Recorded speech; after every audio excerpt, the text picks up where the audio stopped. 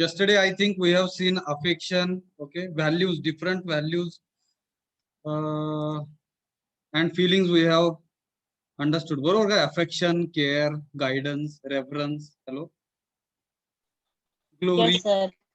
glory, gratitude, okay, love. Then distinguish this difference, okay, between love and affection. That also we have seen, okay. बरोबर का? Affection is one kind of attraction, असं पण म्हणू शकेल आपण. बरोबर का? Hello. It is not long term. And most of the times because of physical facilities or with the help of sensations or sensual pleasure, okay, sensual pleasure, and that is the major goal, and because of which actually sometimes infatuation kind of feeling we will have as a human being. Barobar ka? Hello. Yes, sir. So right feeling, I hope everyone has mentioned their roll number in the chat box. Let us start. Yes, sir. Yes, sir. So right feeling within myself, okay, from the others. म्हणजे काय बघा ना, right feeling म्हणजे योग्य भावना म्हणू आपण. Within myself म्हणजे स्वतःमध्ये, ऑर फ्रॉम अदर्स किंवा दुसऱ्यांकडून योग्य भावना त्यांच्या स्वतःमध्ये, बरं का. विथ दिस बॅकग्राऊंड, स्क्रीनवर दिसतं का थोडस मोठं अक्षर? हॅलो हॅलो, दिसतंय सर. हा.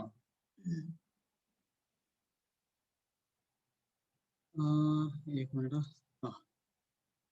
विथ दिस बॅकग्राऊंड वी म्हणू आपण इकडे, we can ask our self and which can have continuity. मग तिथे दोन क्वेश्चन आपण स्वतःला विचारायचं. दोन दोन गोष्टी आपण विचारतोय ना स्वतःला, काय बघा, right feeling in myself, this is the first thing. म्हणजे आपल्या स्वतःमध्ये योग्य भावना असली पाहिजे. दुसरी काय की getting right feeling from other, दुसऱ्याकडून पण आपल्याला योग्य भावना मिळली पाहिजे. बरोबर का? हॅलो हॅलो, नुसत्या माझ्याकडेच भावना आहेत आणि समोरच्या व्यक्तीकडे भावना नाहीयेत, चालेल का? हॅलो. No, sir. हा. मग आपण ज्यावेळेस काय बघा ना, when we are trying to consider any kind of relationship, so what is required, what kind of feelings we have, same kind of feelings other also should have. त्याच्याकडून पण आपल्याला तशाच फिलिंग्स मिळल्या पाहिजेत, असं म्हणलं इकडे. काय म्हणलं ना, we can ask our self which with this background. मग हे सगळे जे काही 9 values we have seen, okay. With this background, if we will ask ourselves which can have continuity, okay, right feeling in myself and getting right feeling from other, the answer is quiet. मग इकडे बघा, म्हणजे माझ्यामध्ये ज्या भावना आहेत, ज्या योग्य भावना आहेत, त्याच दुसऱ्यांच्या मध्ये पण आहेत का? त्याच्यासाठी मग काय की the answer is quite obvious that there can be continuity of right feeling. तर त्याच्यामध्ये आन्सर कसं असणार आहे की ही जी काही कंटिन्युटी आहे, योग्य भावनेची कंटिन्युटी पाहिजे तिकडे. If it is from within, ज्यावेळेस ते आतून असेल, ठीक आहे. If it is from within and based on right understanding, म्हणजे ही जी काही योग्य भावना आहे ती योग्य समजुतीवरती आधारलेली पाहिजे. बरोबर का? Hello, right understanding. Yes, sir. But generally, पण सर्वसामान्यतः आहे ना, we don't keep making effort for getting right feeling from the other in continuity. पण सर्वसामान्यतः काय होतं, वी डू कीप, ठीक आहे, वी डू आहे बरं का, we do keep making effort. आपण तिकडे प्रयत्न करतो की for getting right feeling from other, दुसऱ्यांकडून ती योग्य भावना मिळावी म्हणून आपण प्रयत्न करतो. हॅलो, समोरच्याकडून आपल्या ज्या काही फिलिंग्स आहेत त्याच फिलिंग्स समोरच्या मध्ये पण याव्या, त्याच्यासाठी आपण प्रयत्न करतो का as a human being? Yes. Yes, sir. मग तिकडे म्हणलंय ना, Yes, sir. म्हणून तिकडे म्हणलंय ना, we do keep, okay, making effort for getting right feeling from the other in continuity. पण ती कशामध्ये पाहिजे? फ्रॉम विदिन पाहिजे and based on the right understanding असेल तर दुसऱ्यांकडे आपल्याला एफर्ट्स करायची गरज नाही भासणार. येतं का लक्षात? हॅलो, थोडस बघा हे कसं आहे. हॅलो, बघा इथे काय म्हणलं, if it is from within and based on right understanding, if your feelings are based on right understanding, तुमच्या ज्या काही राईट फिलिंग आहेत which are totally based on right understanding, then in such cases we should not suppose to actually we should not supposed to make efforts for getting right feeling from the others, because it will take naturally, it will happen naturally. बरोबर? Hello, it will happen naturally. Hello, yes. Yes, sir. Role of physical facility in fulfilment of relationship. मग इकडे physical facility म्हणजे भौतिक सुविधांचा असा काय महत्व आहे किंवा रोल आहे कशासाठी, तर फुलफिलमेंट इन रिलेशनशिप, आपले नातेसंबंध पूरक करण्यासाठी, आपले नातेसंबंध पूरक करण्यासाठी फिजिकल फॅसिलिटी कितपत मदत करतात किंवा त्यांचा काय रोल आहे हे आपण समजून घेणार आहे. You can now see the physical facility has limited role. आता तुम्ही असं पाहू शकाल की फिजिकल फॅसिलिटी म्हणजे भौतिक सुविधा त्या लिमिटेड रोलच्या आहेत टू प्ले. जे काय आहे बघा, टू प्ले म्हणजे हे कसं म्हणणार इकडे, म्हणजे हा जो काही रोल आहे बरं का, प्ले म्हणजे तो रोलच्या संदर्भात शब्द आला हा प्ले. येतं का लक्षात? प्लेइंग रोल म्हणजे काय, आपण एखादी भूमिका पार पाडतो, बरोबर का? Hello hello. If suppose you are taking participation in any kind of concert म्हणा, if any kind of काय बघा नाटकामध्ये भाग घेतला तिकडे, so you are actually playing a role of any character. If you are playing a role of any character, मग तो तिकडे शब्द आला ना, to play. What actually we are playing in the fulfillment of the feeling in human relationship. कसं म्हणलं बघा, म्हणजे ज्या वेळेस बरं का फिजिकल फॅसिलिटीचा प्रश्न येणार, तर त्या फिजिकल, आता एवढं आपण बरंच काही समजून घेतलेलं बरं का, तर आता आपण असं पाहायला पाहिजे की physical facilities has limited role. Physical facility म्हणजे भौतिक सुविधांचा जो काही रोल आहे तो फार कमी आहे. कशासाठी? To play in the fulfilment of feeling in the human relationship. त्यावेळेस तुम्ही मानवी नातेसंबंधांमध्ये पूरक होण्याच्या दृष्टीने रोल प्ले करणार आहात, त्यावेळेस फिजिकल फॅसिलिटीचा रोल जो काय आहे तो लिमिटेड असणार आहे, असं आपण आता हे पाहू शकतो. कारण की बऱ्याच काही गोष्टी आपण आता समजून घेतल्यात. हॅलो. Yes, sir. हा. To fulfil the feeling of care, to fulfil the feeling of care म्हणजे काळजीची जी काही भावना आहे ती जर पूरक करायची असेल तर फिजिकल फॅसिलिटीज सर्टनली रिक्वायर्ड. बरोबर का? फॉर एक्झाम्पल कोणतरी आजारी पडलंय घरामध्ये, त्यांची केअर जर करायची असेल तर फिजिकल फॅसिलिटी लागणार का? यस. दवाखान्यामध्ये भरती करायला लागेल, औषध गोळ्यांचा खर्च येईल, माहित नाही बघा. Hello hello. Yes, sir. कोणाचं पोषण करायचं असेल, फॉर एक्झाम्पल आपल्याला कोणाला तर घरात आहे ना पोट भरायचं असेल, तर तिकडे फिजिकल फॅसिलिटी तेवढ्या लागणार आहेत. म्हणजे इकडे वाक्य काय म्हणलं बघा ना, to fulfil feeling of care, जर काळजी घ्यायची भावना जर आपल्याकडे असेल आणि ती पूर्ण करायची असेल किंवा ती पूरक करायची असेल, तर फिजिकल फॅसिलिटी सर्टनली रिक्वायर्ड. निश्चितच तिकडे भौतिक सुविधा लागणार आहेत, गरजेच्या आहेत. For other than the feeling of care, मग तिकडे other than the feeling of care physical facility only has a symbolic role to play. Physical facility care जी काही भावना आहे ती भावना जर बघितली इकडे, तर फिजिकल फॅसिलिटीज लागणार आहेत. Physical facility only has a symbolic role to play. Symbolic role म्हणजे काय की तो फक्त फिजिकल फॅसिलिटीज आहेत त्या लागणार आहेत असाच तो रोल आहे. बरोबर का? Hello hello. कसं आहे बघा, हे कसं समजून घ्यायचं बरं का. ज्या काय आपण तिकडे भावना ज्या काय आपण फिलिंग्स बघितल्या, ज्या काय भावना बघितल्या तिकडे बरं का, 8 होत्या का 9 होत्या त्या? Hello hello. Yes, 8 होत्या का 9? 9 होत्या. हा. तर त्या ज्या काही 9 भावना बघितल्या आपण तिकडे, त्यांनी काय म्हणलेलं आहे की त्यातल्या त्यात जर तुम्ही केअर ही जर भावना घेतली तिकडे, काळजी, तर त्याच्यासाठी may be physical facilities are required other than the feeling of care. आणि केअरची भावना जर सोडली तिकडे, बाकीचे जर बघितल्या तिकडे, ट्रस्ट वगैरे, respect, love, affection, okay, reference, so other than care, okay, if you'll observe feelings, then physical facility only has a symbolic role to play. विश्वासासाठी तिकडे फिजिकल फॅसिलिटी लागणार आहेत का? हॅलो, एखाद्याचा विश्वास तुम्हाला बसायचा असेल किंवा काय बघा तर तिकडे फिजिकल फॅसिलिटीजने बसणार आहे का विश्वास? विचार करायचा. No. एखाद्याकडे भरपूर फिजिकल फॅसिलिटीज आहेत म्हणून आपण लव्ह करणार आहोत का? डिपेंड्स.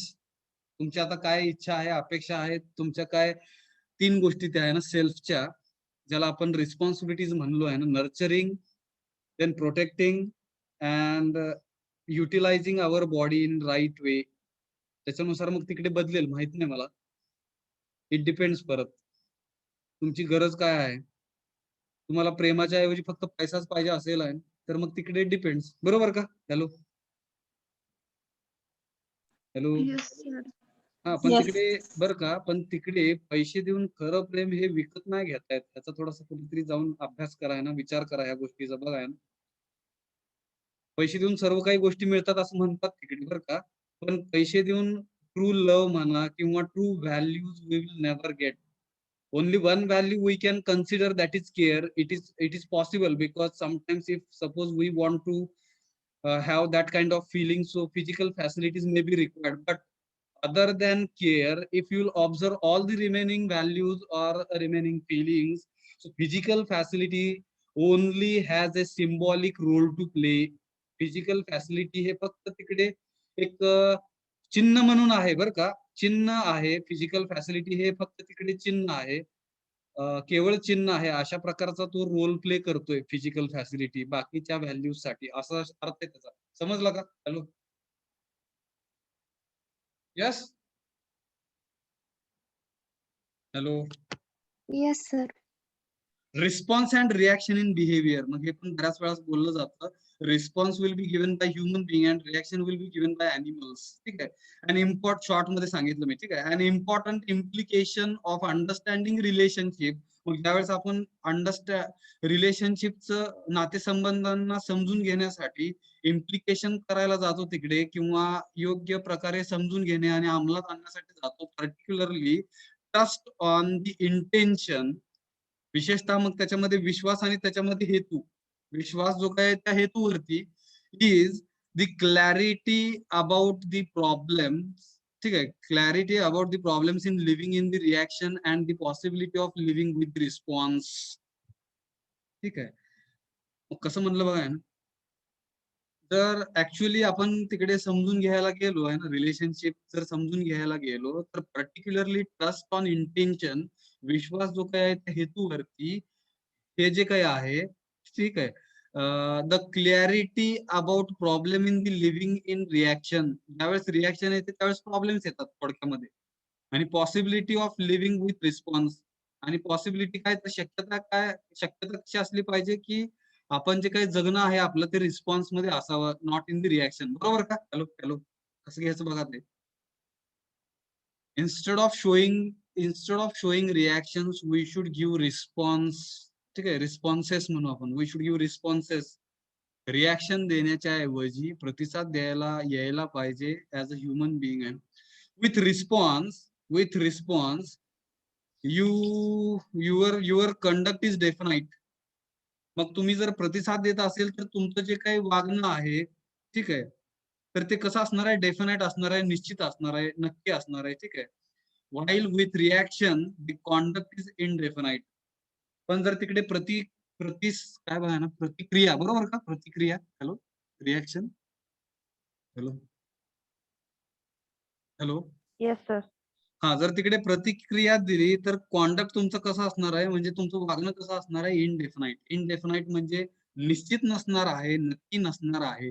समजतं का? बघा, येतं का लक्षात? Yes, sir. Yes, sir.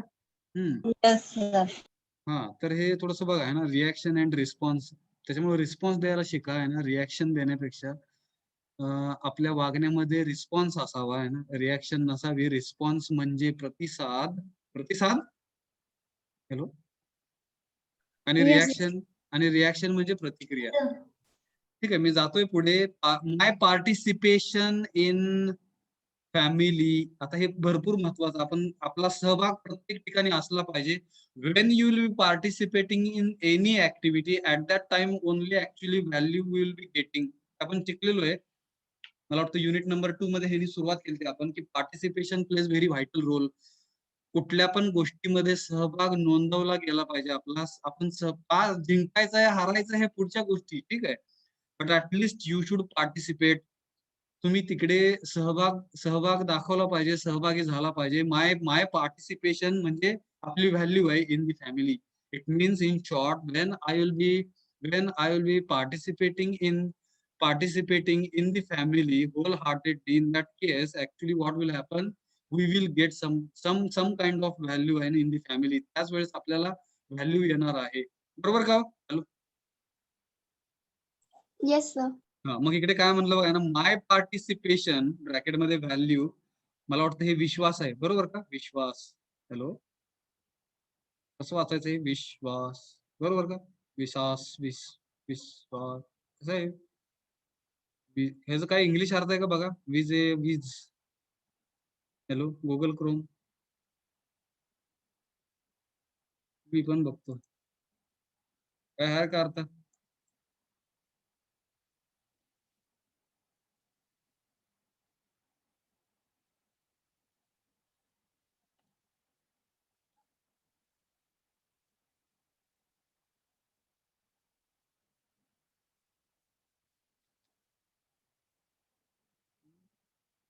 बघितला का कोणी? वीज कसं वाचायचं ते बघा. विजावीज. फेस टू फेस मिनिंग आहे सर, गुगल वर दाखवत. In relation to आवाज someone with येतो का? आवाज येतो something का? असं आहे. हॅलो, आवाज. Yes sir. विजावीज. In विजावीज, relation. ठीक आहे. फ्रेंच वर्ड आहे तो बघा ना, फ्रेंच वर्ड आहे. In relation to or with regards to असा एक अर्थ आहे. Position facing a specified to implied subject, person or group occupying a corresponding position to that another different of. काय बघा ना, फेस टू फेस मीटिंग. ज्यावेळेस face to face meeting घेतली जाते त्याला पण विजावीज म्हणतात. कळलं का? आपण इथे अर्थ काय घ्यायचा आहे की in relation to or with regard to. In relation to मला वाटतं तिकडे स्पेसिफिक अर्थ बसतो. My participation value related to, काय होता तो अर्थ? रिलेटेड टू, हा, इन रिलेटेड टू, ठीक आहे. माय पार्टिसिपेशन हे कसं वाचायचं बघा. In related to my family म्हणजे माझ्या कुटुंबामध्ये, is to ensure harmony in the family. Is to ensure harmony in the family म्हणजे माझा जो काही सहभाग आहे तो असा असला पाहिजे माझ्या फॅमिलीमध्ये की तो खात्री करणारा असावा की फॅमिलीमध्ये माझ्या पार्टिसिपेशन मुळे सुसंवाद साधला जातोय कुटुंबामध्ये. येतं का लक्षात? Hello hello hello, yes sir, येतो. Yes sir. म्हणजे माझा सहभाग माझ्या फॅमिलीमध्ये असा पाहिजे की मी त्याची कशी खात्री केली पाहिजे की फॅमिलीमध्ये माझ्यामुळे तिकडे हार्मनी येते, माझ्यामुळे तिकडे सुसंवाद साधला जातोय. अजून काय करायचं की एन्श्युअर करायचं, आपल्याला खात्री करायची. म्युच्युअल हॅपीनेस पण माझ्यामुळे, माझ्या पार्टिसिपेशनमुळे माझ्या कुटुंबामध्ये यायला पाहिजे. Ensure justice in the family. Ensure justice in the family म्हणजे माझ्यामुळे माझ्या फॅमिलीला न्याय पण मिळला पाहिजे. हॅलो, येतं का लक्षात बघा? Hello, Yes sir. माझ्या सहभागामुळे माझ्या फॅमिलीमध्ये, ठीक आहे, अशी खात्री व्हायला पाहिजे की माझ्या सहभागामुळे फॅमिलीमध्ये सुसंवाद साधला जातोय. अजून खात्री काय व्हायला पाहिजे की माझ्यामुळे माझ्या फॅमिलीमध्ये म्युच्युअल हॅपीनेस पण येतोय तिकडे. आणि आपण अजून अशी खात्री करायला पाहिजे की माझ्या सहभागामुळे माझ्या फॅमिलीमध्ये मी न्याय पण देऊ शकतोय, बरोबर?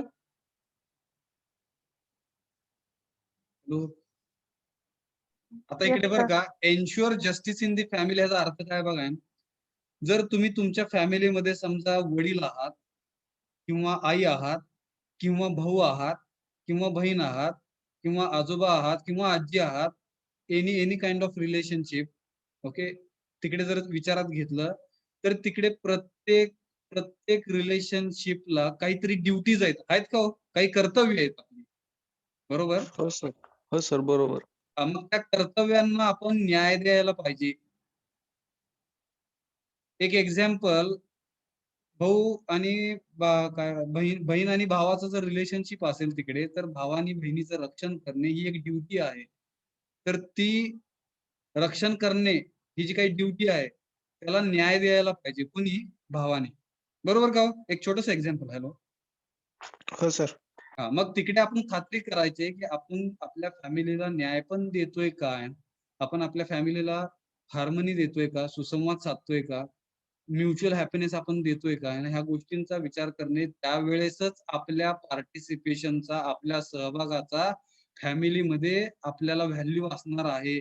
अदरवाईज आपल्या फॅमिलीमध्ये आपल्याला 0 व्हॅल्यू असणार आहे. समजलं काय? भरपूर महत्वाचं आहे. हॅलो. येस. हा, मग ती कशा प्रकारे करता येईल? बाय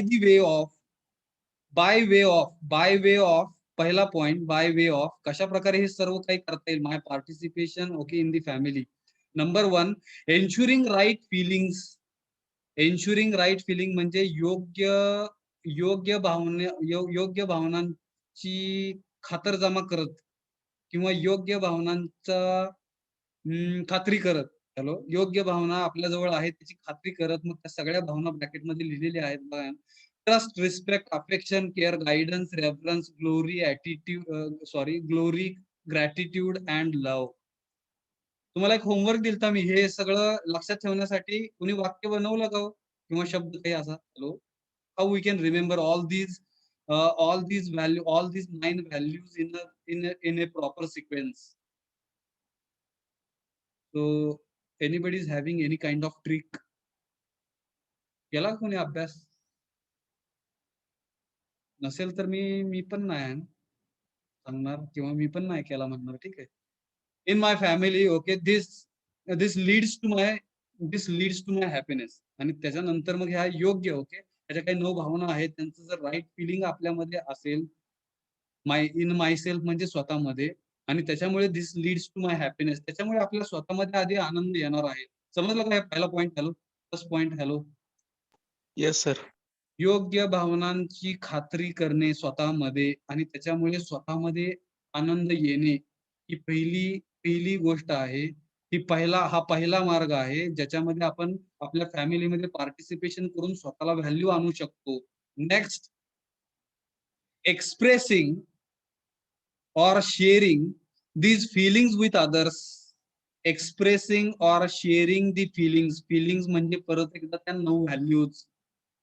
त्या 9 व्हॅल्यूज म्हणजे trust, respect, affection, care, guidance, reference, glory, gratitude and love. All these feelings if you are able to share with others. येतं का लक्षात? हॅलो. हा दुसरा मार्ग आहे. समजलं का? Yes sir. हा दुसरा कशाचा मार्ग आहे? So that I can participate in my family and I can get some value in the family. त्याच्यासाठीचा हा दुसरा मार्ग आहे की expressing or sharing this feelings with the others. पुढचं वाचतोय मी. Let us try to understand. When the other is able to make the right evaluation of these feelings.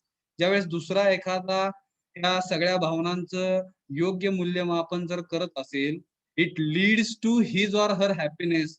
तर तो जो काय आहे पुढे जाऊन त्याला किंवा तिला हॅपीनेस देणार आहे. Plus leading to mutual happiness, आणि त्याच्यामुळे आपल्या परस्परांमध्ये हॅपीनेस येणार आहे.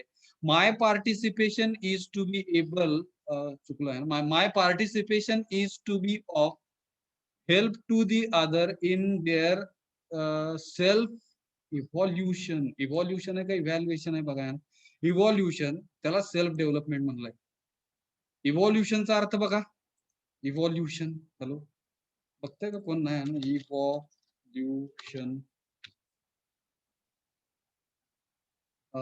Evolution in Marathi. उत्क्रांती. हॅलो. विकास. उत्क्रांती. हा, उत्क्रांती, विकास, civilization, progress, development, such kind of words you can relate with evolution. म्हणजे सेल्फ इव्हॉल्युशन म्हणजे स्वतःची उत्क्रांती, स्वतःचं डेव्हलपमेंट. त्यालाच परत बघा ना, उत्क्रांती आणि डेव्हलपमेंट ह्याच्यामध्ये पण थोडासा फरक आहे. उत्क्रांती म्हणजे काय हो, बघा ना, त्याला इव्हॉल्युशन म्हणलंय ना.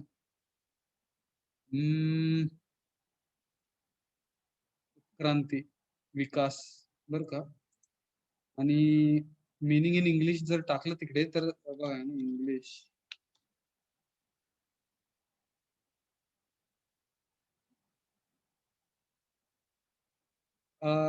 डेव्हलपमेंट म्हणजे फास्ट होऊ शकतं बरं का. हॅलो हॅलो, येतं का लक्षात? बघा ना, काय फरक आहे ना. Sir. डेव्हलपमेंट आणि उत्क्रांतीमध्ये फरक काय आहे की उत्क्रांती पण एक टाईपची डेव्हलपमेंटच आहे, पण ग्रॅज्युअल डेव्हलपमेंट म्हणू आपण. येतं का लक्षात? हॅलो, हळूहळू होते. हा म्हणजे येस सर, हळूहळू होणारी याचं प्रोसेस. एक एक्झाम्पल जर घेतलं, असं म्हणतात तिकडे की माणूस म्हणजे पूर्वी माकड होता, आधी मानव, बरोबर का.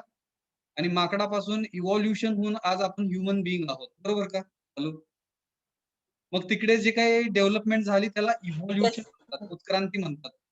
आणि डेव्हलपमेंट ही फास्ट होऊ शकते.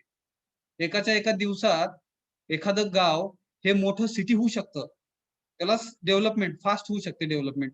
तर डेव्हलपमेंट आणि इव्हॉल्युशन मध्ये छोटासा फरक काय आहे की दोन्ही पण डेव्हलपमेंटच आहे, दोन्ही पण विकासच आहे, पण इव्हॉल्युशन मध्ये ग्रॅज्युअल डेव्हलपमेंट आहे, बरोबर का. हॅलो, समजतं का बघा. Yes. Yes, sir. Yes, sir. Yes sir.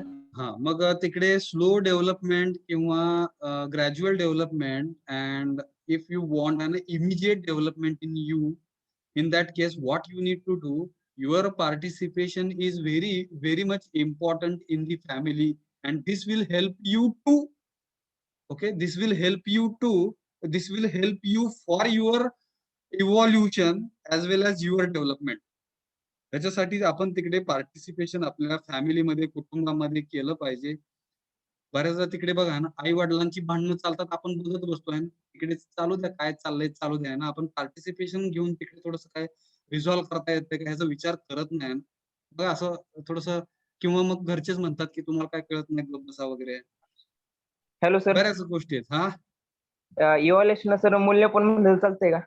हा मूल्यमापन म्हणलं चालतंय का इव्हॅल्युएशनला? नाही नाही, ते इव्हॅल्युएशन झालं. इव्हॅल्युएशन म्हणजे मूल्यमापन, इव्हॉल्युशन आहे ते. इव्हॉल्युशन, इव्हॅल्युएशन म्हणजे मूल्यमापन. बघा ना, स्पेलिंग मध्ये फरक आहे.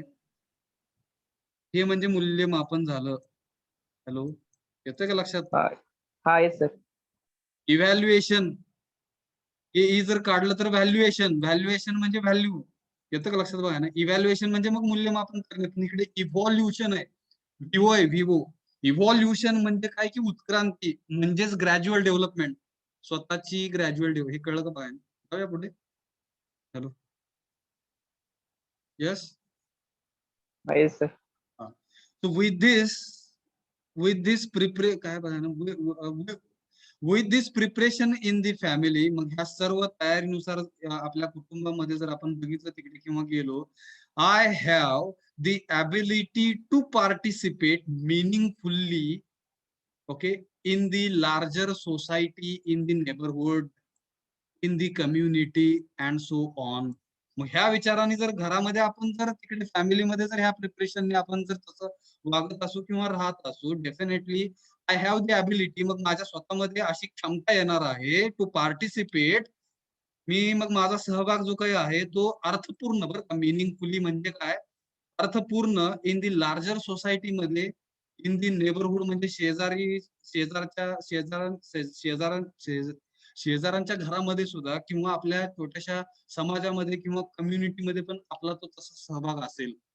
जर ते आपल्याला व्यवस्थित समजलं, आपलं my participation in the family, if really I will understand, then it will help me, okay, it will help me to participate meaningfully in the larger society, in the neighborhood or in the community and so on, and later on in the nature also. बरोबर का? Hello, समजलं का? बघा, that's why my participation in the family is very important. समजलं का हे? Yes, काय अडचण? No, sir. हा. No sir no. मग आता जस्टिस इन दी रिलेशनशिप पुढचा पॉइंट काय बघा. आपल्या नातेसंबंधांना न्याय कसा द्यायचा आहे. मग मी सांगितलं की बहीण भावाला न्याय देतो म्हणजे काय, तर एक त्याचे काही ड्युटी असतील, बाबा संरक्षण करणे. एक छोटस एक्झाम्पल, मुलाचं आईचं मुलाच्या प्रती किंवा मुलीच्या प्रती जर तिकडे नातं बघितलं तर तिकडे काय की पोषण करणं आहे. बघा पोटामध्ये वाढवून बरं का 9 महिने वाढवून पोटामध्ये तिकडे न्यूट्रिशन दिलं जात आहे आपल्याला लक्षात घ्या. तर ते तिकडे न्याय देते आहे. आपली जी काही आई आहे ते आपल्या मुलाच्या प्रती जे काही पोटामध्ये आहे त्याला न्याय दिला जात आहे आणि त्याला काय म्हणतो आपण जस्टिस इन द रिलेशनशिप. मग ते कसं दिलं जातं समजून घेणार आहेत आपण. जाऊया पुढे. Hello. Yes sir. With the above discussion justice can be understood. मग आता जस्टिस आपण थोडंसं समजून घेऊया ना. Justice is the recognition. Justice म्हणजे असं ओळखणं आहे बघा ना, फुलफिलमेंट पूर्ण करणं आहे. अँड दी इव्हॅल्युएशन, आता इकडे मूल्यमापन आहे of human relationship leading to the mutual happiness. Justice म्हणजे काय. जस्टिस म्हणजे मराठीत काय म्हणतो आपण, न्याय. बरोबर का. न्याय देणे. हॅलो, असंच का. हॅलो. येस. Yes sir. मग justice is the recognition. Justice म्हणजे ओळखणं आहे. फुलफिलमेंट म्हणजे परिपूर्ती करणे आहे. अँड इव्हॅल्युएशन म्हणजे मूल्यमापन करणं आहे ऑफ ह्युमन रिलेशनशिप म्हणजे मानवी मानवामधलं जे काही नातेसंबंध आहे. Leading to mutual happiness. Leading to mutual happiness म्हणजे आपल्या सगळ्यांनाच आनंद मिळण्यासाठीच हे पुढे घेऊन जाणारं जस्टिस आहे. समजतं का बघा. बरेच जण म्हणतात की आमच्यावर अन्याय झाला बरं का. येतं लक्षात. आम्हाला न्याय नाही मिळाला. मग हे न्याय न मिळणे किंवा न्याय मिळणे ह्याची कारण काय आहेत बघा ना. थोडस खोलात जाऊन जर विचार केला तिकडे तर आपल्याला ओळखता यायला पाहिजे. ओळखता यायला पाहिजे. परिपूर्ती करता यायला पाहिजे. योग्य मूल्यमापन करता यायला पाहिजे. मानव रिलेशनशिप मध्ये मानवी नातेसंबंधांमध्ये आपल्याला ते रेकग्नाइज, फुलफिलमेंट अँड इव्हॅल्युएशन करता यायला पाहिजे. अशाच ऑफ ह्युमन रिलेशनशिप मानवी नातेसंबंधांमधलं आपल्याला ओळखता आले पाहिजे. त्यांची परिपूर्ती करता यायला पाहिजे. त्यांचं इव्हॅल्युएशन, मूल्यमापन करता यायला पाहिजे. आणि त्याच्यानंतर ह्या सर्व गोष्टींमुळे जस्टिस जे काय आहे, न्याय जो काय आहे तो आपल्याला पुढे घेऊन जाणार आहे. कशासाठी. To fulfil to achieve okay mutual happiness in our life. समजलं का. हॅलो. Yes sir.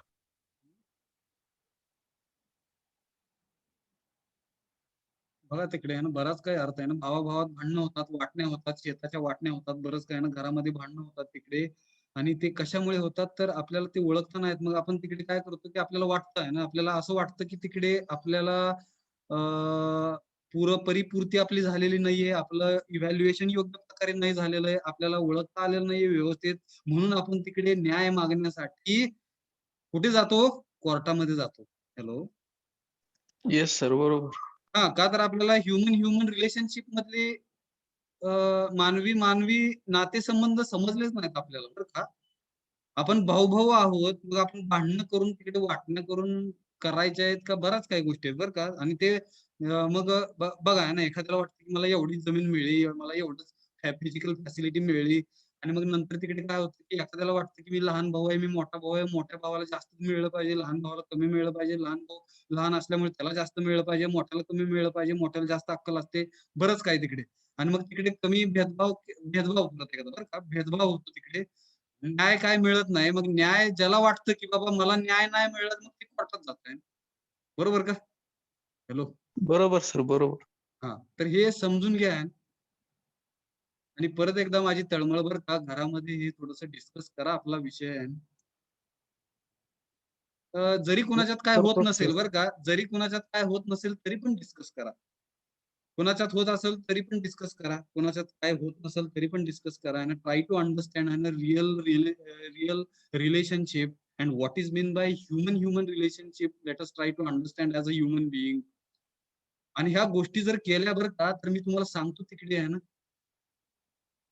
कोर्ट लागणारच नाही आपल्याला. Hello.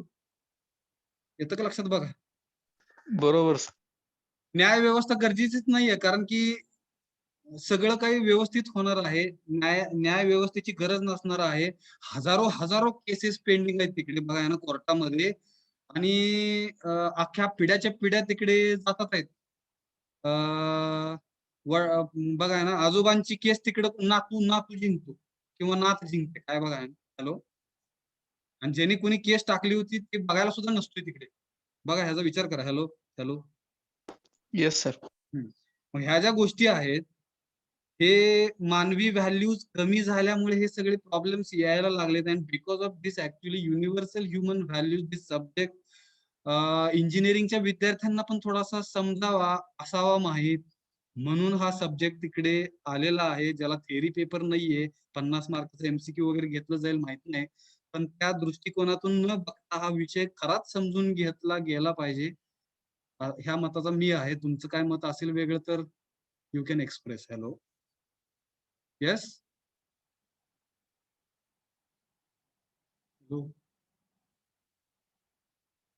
Yes sir. Yes sir. बघा, समाज जर व्यवस्थित राहिला तर मला असं वाटतं की तिकडे बघा ना, आपल्याला जी काही न्याय व्यवस्था आहे ही तर लागणारच नाही. प्लस जे काही पोलीस लोक आहेत त्यांची पण गरज भासेल का हो, जर सगळंच व्यवस्थित झालं. हॅलो. इमॅजिन करा. हॅलो. No, sir. त्याच्या पुढे जाऊन बरं का, अजून थोडासा असा विचार करा की देशामध्ये जे काही क्रॉस बॉर्डर म्हणतो आपण, क्रॉस बॉर्डर, की बाबा क्रॉस बॉर्डर तिकडे आमची ही हद्द आहे, आमची ती हद्द आहे, बरंच काही तिकडे, आणि तिकडे सैनिक बंदुकीन गोळ्या घेऊन तिकडे उभा आहेत, आणि सगळ्यात भारत सरकारचा भरपूर सगळ्यात जास्त खर्च तिकडे जातो माहितीये का. बघा ना, बॉर्डरवरती युद्ध वगैरे झाल्यानंतर एवढा खर्च तिकडे जातो, आणि तो आपल्या इकडून आपल्या पाकिटातून जातो. ते किती पैसा वाया जाऊ शकतो बघा ना, जर आपण व्यवस्थित राहिलो आहे, सगळे मिळून मिसळून राहिलो आहे. येतं का लक्षात बघा. हे कधी होईल माहित नाही मला आहे ना. पृथ्वी पूर्ण आहे ना, पृथ्वी वसुदैव कुटुंबकम असं काहीतरी वाक्य आहे तिकडे. हे पृथ्वी सगळं आपलं एक फॅमिली अशी कधी होईल, आणि ज्यावेळेस ती होईल त्यावेळेस ऑटोमॅटिक प्रॉस्परिटी अँड हॅपीनेस सगळीकडे असेल. हॅलो. Yes. मी अमेरिकेचा आहे, तुम्ही पाकिस्तानाचा आहात, मी भारताचा आहे, आणि मग युद्ध आणि हे बऱ्याच गोष्टी बघा.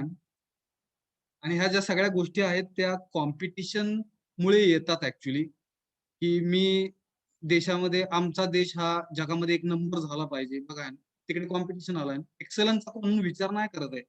एक्सलन्सचा जर विचार केला तर सगळेच देश कसे वर जातील, बरोबर का. हॅलो. येस. Yes sir. तर हा थोडासा बघा ना, जस्टिस वरून थोडासा लांब गेलो आपण कुठं. I hope you have understood what very important. Okay, justice is the once again I'm reading. This is powerful line for me and you also. Justice is the recognition, fulfillment, and evaluation of human relationship leading to the mutual happiness. आणि मग ते mutual happiness येण्यासाठी आपल्याला ओळखता यायला पाहिजे, आपल्याला परिपूर्ती करता यायला पाहिजे आपल्या रिलेशनशिपचं व्हॅल्युएशन करता यायला पाहिजे, मूल्यांकन करता यायला पाहिजे ह्युमन रिलेशनशिप मध्ये. आणि हे जर करता आलं त्यावेळेस आपल्याला जस्टिसचा अर्थ समजला, आणि मग हे पुढे जाऊन आपल्याला म्युच्युअल हॅपीनेस आपल्यामध्ये येणार आहे. समजलं काय. हॅलो. येस. Yes sir. मला वाटतं इकडे संपत आलंय बरं का. एवढं संपतं आपलं, म्हणजे आपलं हे युनिट संपेल बऱ्यापैकी. मग आपण 3 चॅप्टर कव्हर केलेले आहेत, जिकडे मोस्ट फाउंडेशन आपलं तयार झालं असं म्हणू आपण. युनिव्हर्सल ह्युमन व्हॅल्यूचं फाउंडेशन तयार झालेलं आहे. तिकडे मग तुमचं सुपरस्ट्रक्चर बिल्डिंग जी काय आहे ती तुम्हाला स्वतःच बांधायची, लक्षात घ्या. बरोबर का. जाऊया पुढे. वाचतो मी काही, हे 4-5 पॉईंट आपले संपेल. सेशन पण Okay, संपेल, sir. लेक्चर पण संपेल, आणि चॅप्टर पण संपेल. To expand it in a bit. मग हे जे काही जस्टिस आहे हे थोडंसं अजून विस्तारितपणे समजून घेण्यासाठी हे काही 3-4 पॉईंट दिले. Just we will read it and try to understand what is the meaning. Okay. हे जे सांगितलं तेच आहे बरं का, परत थोडंसं खोलात.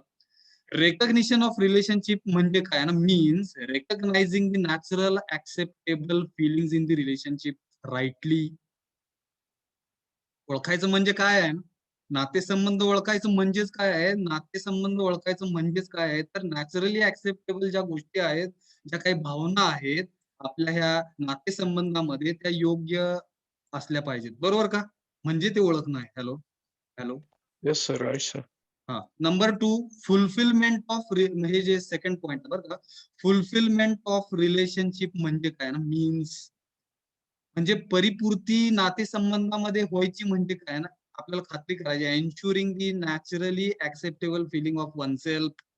तेच परत वाक्याला बघा, naturally acceptable feelings in the relationship rightly, नातेसंबंधांमध्ये. नंतर वनसेल्फ मध्ये म्हणजे स्वतःमध्ये आपल्याला खात्री करायची की नॅचरली ऍक्सेप्टेबल ज्या काही फिलिंग्स आहेत त्या स्वतःमध्ये आहेत का, त्याची खात्री करायची. लिव्हिंग विथ रिस्पॉन्सिबिलिटी, आपण जबाबदारी घेत जगलं पाहिजे. आपण त्या फॅमिलीचा, आपण समाजाचा, आपण निसर्गाचा एक भाग आहोत, पार्ट आहोत. त्या समाजाचं काहीतरी देणं आहे आपल्याला बरं का, असं बऱ्याच ठिकाणी म्हणलं जातं. आणि ते तसं वागत आपण त्याला जबाबदार आहोत असं जगणं म्हणजेच लिव्हिंग विथ रिस्पॉन्सिबिलिटी. काय अडचण? No, sir. Living with responsibility with the other म्हणजे दुसऱ्यांसोबत, विथ दीज फिलिंग्स आणि त्या भावनांसोबत, ठीक आहे. Forming the basis of relationship. Forming the basis of relationship म्हणजे एखादा नातेसंबंध आहे त्याचं फाउंडेशन बनत येतं, लक्षात बघा. त्या रिस्पॉन्सिबिलिटी समजून घेत, त्याच्या काही भावना आहेत त्या समजून घेत, आणि मग तिकडे काय होणार आहे, धिस मेक्स, हे आपल्याला बनवणार आहे दी ऑदर कम्फर्टेबल अँड ॲश्युअर्ड.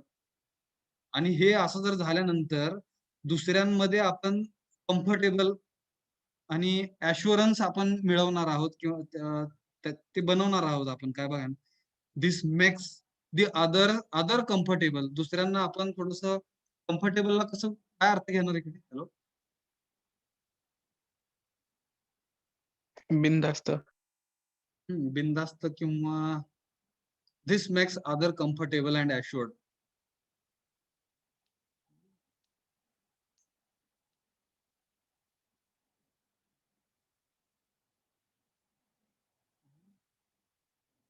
एखाद्या बघा आहे ना, हॉलमध्ये गेलो आपण तर तिकडे म्हणलं जातं की make your self and comfortable. Make your self comfortable म्हणजे व्यवस्थित तुम्हाला वाटते तसं व्यवस्थित बसा, असा अर्थ आहे त्याचा. येतं का लक्षात? बघा, make yourself in the comfortable. Relaxed. हा, रिलॅक्स्ड. तो रिलॅक्स्ड अर्थ झाला तिकडे, पण इकडे जे आहे ना, this makes the other comfortable and assured. दुसऱ्यांना पण मग तिकडे आपल्या प्रती बरं का कम्फर्टनेस फील होऊ शकतो आणि आपल्याबद्दल खात्री येऊ शकते. अशा प्रकारे इकडे अर्थ घ्यायचा त्यातून, कम्फर्टेबल अँड ॲश्युअर्ड म्हणजे दुसऱ्यांना आपल्याबद्दल कम्फर्ट मिळणे. बरं का, बघा ना, काही वेळेस काही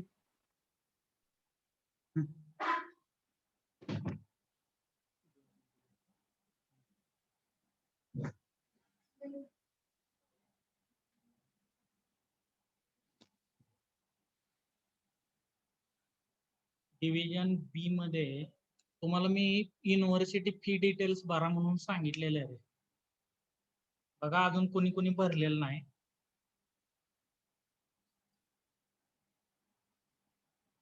नाईन्टीन नंबर आहेत का? Roll number 19. Yes sir.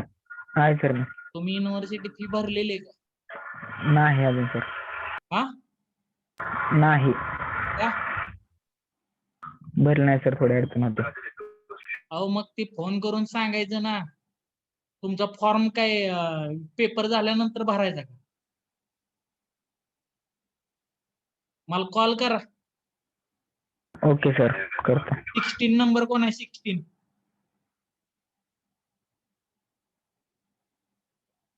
Roll number 16.